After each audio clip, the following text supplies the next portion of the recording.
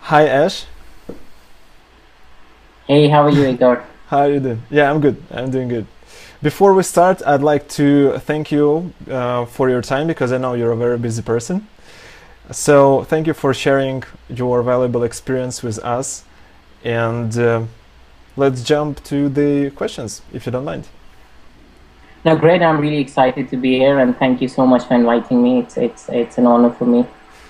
Cool. Okay, so before we start to the main topic, can you give us a brief introduction of what are your business interests now and where are you heading? Great. So I'm based in Guangzhou, China, which happens to be the manufacturing hub of China. I think about 40% of all manufacturing in China takes place in the south of China, which covers Guangdong and a couple of other provinces around here. So I run a sourcing, quality control, and project management company. So what we do is we can help people manage the risk when they're importing products from China. So we manage the whole process, right from finding the suppliers to doing the due diligence to signing Chinese contracts, doing the follow-ups and the project management, and finally the inspections and the logistics. I believe pretty much 90% now or 80% plus customers that we have are Amazon sellers. So that's one of the reasons why I'm really quite active in the Amazon community, and that's probably why we're talking today. Actually, that sounds really impressive. And as far as I'm aware, you started as e-commerce seller. Can you tell me a little bit more about how did e-commerce become your starting point? Sure. So I started bringing in some products from China and India when I was in the UK at that time. I was just starting university, and I set up an e-commerce business there, and it was a wholesale e-commerce business. So I wasn't actually doing any retail. I was bringing in stuff. I started off in India and then kind of moved on to China, and I did that for about 6 years. You know, that more than paid off for my university fees and a fairly decent lifestyle. And then we kind of came to a point where we felt that we have maxed out our growth, and as kind of with the economy in Europe, I thought, you know, it's time for something more challenging, and I finally decided to move to China and, you know, be on the other side of the fence after being an importer, and that's pretty much how I ended up here. Nice. I would like to ask a lot of questions on how you started your e-commerce business, and but we don't have enough time. So what I would like to focus on right now is about challenges. What kind of challenges did you face at that time when you were importing products, and how did you like solve them? Sure. So at that point, I think the biggest challenge was obviously the startup capital. You know, at that time I was still a student, so I started off at like $5,000 for my first couple of orders. And I think an even bigger challenge though was the availability of information. So today you've got all these courses out there that teach you how to kind of get off the ground. You've got a lot of resources out there. The only resource that was there at that point, at that time, was Alibaba, which was kind of just starting to take off. It was still very new. This was about 12 years ago. And that's where I found my first suppliers as well. And I think that's still the case for a lot of importers. Yeah. So the challenge was still quality control. At least me, I wasn't aware that there are services out there that could help me manage the whole process. For example, sourcing companies or inspection companies. Gradually, as I kind of got deeper into this world, I discovered these services exist, and I started outsourcing. So I believe I was taking on quite a bit of risk at that point.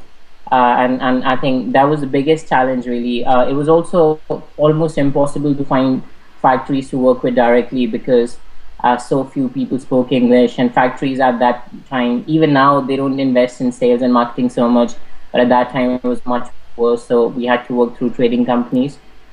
So those were a couple of challenges. I mean, the good thing was the margins were really good at that time. There was very little competition, and it was a good time to be in business. What can you tell about nowadays? Is it good time to start a business, and what is the best way to start a business right now? Well, I personally feel there's never a bad time to start a business. It's about finding the right opportunity for the right time. So the only thing that changes, I think a lot of people talk about the market changing or the economy changing. The way I look at this is only the opportunity that's changing. So I think if you can find the right opportunity for the right time, and a lot of the barriers have been kind of eliminated over the last 10 years or so with technology. So you can be sitting in Ukraine and selling in the US and buying from China. So that was a big barrier back in the day. So I think this is probably the best time there has ever been to run a business, because you got all the resources at your disposal at very low costs. Okay. Nice. So now you're helping entrepreneurs to source product, to make a quality control for them, for their products. Can you please share with our listeners what kind of service you provide? I mean, like maybe you can just share some tips and tricks that can just take right now and use with their current suppliers, or maybe they can use it when they will find a new suppliers. Sure. So I'll start off with some of the lessons that I have learned, during my experience being in China and dealing with suppliers. So the first thing is, I find a lot of the importers, when they're importing products from China, the standard process is they would go to Alibaba, they'll start getting quotes for the product they want, and then they would shortlist the 3 cheapest suppliers, and then they would negotiate further with those suppliers and finally shortlist a supplier. So I personally feel that is a recipe for disaster, because that can lead to all kind of QC issues. So the process that we follow in very simple terms is we would come up with a product, we would define the quality standards for that product. And it doesn't have to be the best quality as long as you know your market. So if you want to be the cheapest buyer in your market, that's a very viable business strategy, as long as you're clear that the quality you expect is consistent with the pricing that you get. So I think that's very important. You define your quality standards upfront, and then when you source suppliers, you ask technical questions at the beginning, and you shortlist suppliers who are responsive, who kind of understand, and they're willing to meet your quality standards. And from those suppliers, once you've shortlisted 2-3, then you start talking about price. So in short, price should come after quality and not the other way around. I see a lot of people doing this the other way around. So what you're saying is that to be successful, I don't really need to have the best quality products. I just need to match quality with the price, right? Absolutely. There are all kinds of business models out there that work. If you look at the supermarket, for example, there are supermarkets like Aldi and all. Their business model is very much price and volume based, and they are fairly successful. And then you've got supermarkets or stores like Whole Foods that are very much premium. They're kind of catering to the higher end of the market, and they are fairly successful as well. So I think the important thing is once you've decided on a business model, to ensure that all the components of that business model are kind of in tune with your core business strategy. So if you're going for the low price, high volume market, then everything, whether it's your pricing, whether it's your quality, whether it's your sourcing process, should be aligned to that objective. Okay, let's talk more about how did you start your current company? How did that happen? Sure. So when I came to China, to be honest, I had absolutely no idea what I wanted to do. 6 years ago, yes? 6 years ago. That's right, yes. 6 years and 6 months ago, to be precise now. Nice. So when I came here, I just knew I wanted to be in China, because China was always in the news. Every time you open the newspaper or went online, you'd read something or the other about China and how amazing it is and how fast it's changing. So I was just curious. So I kind of came to Beijing first. And then after spending a year there and absolutely falling in love with the city, I kind of found out that it was the wrong place to be for international trade. So I decided to move to Guangzhou, which was hard for me because I still think Beijing is probably the best city that I've ever lived in.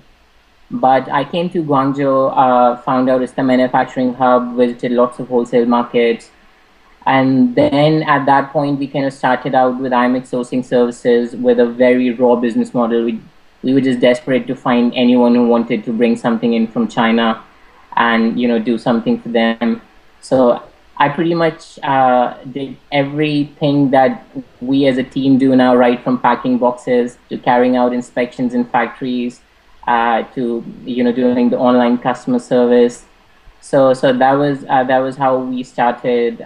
Fortunately, from there on we grew. There was, I mean, since we started out, we've grown at we grew at 100% in the first 4 years and about 60% last year in terms of our turnover, and that's primarily been because of the boom in the e-commerce space, and especially Amazon.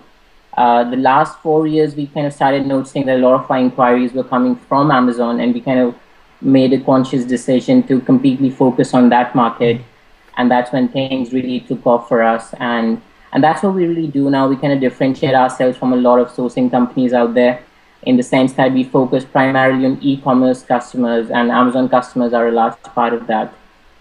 We are also, one of the things that I'm really excited about now is one of my really good friends and partner, Will Chernlin, who is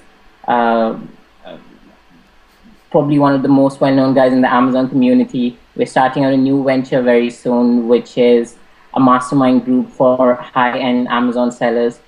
And that's kind of transitioning a little bit away from our business, but it's something we're very excited about. We're kind of trying to bring together successful Amazon sellers and strategize how we can kind of take them to the next stage. Yeah, sounds really nice. I remember how you introduced me to Will.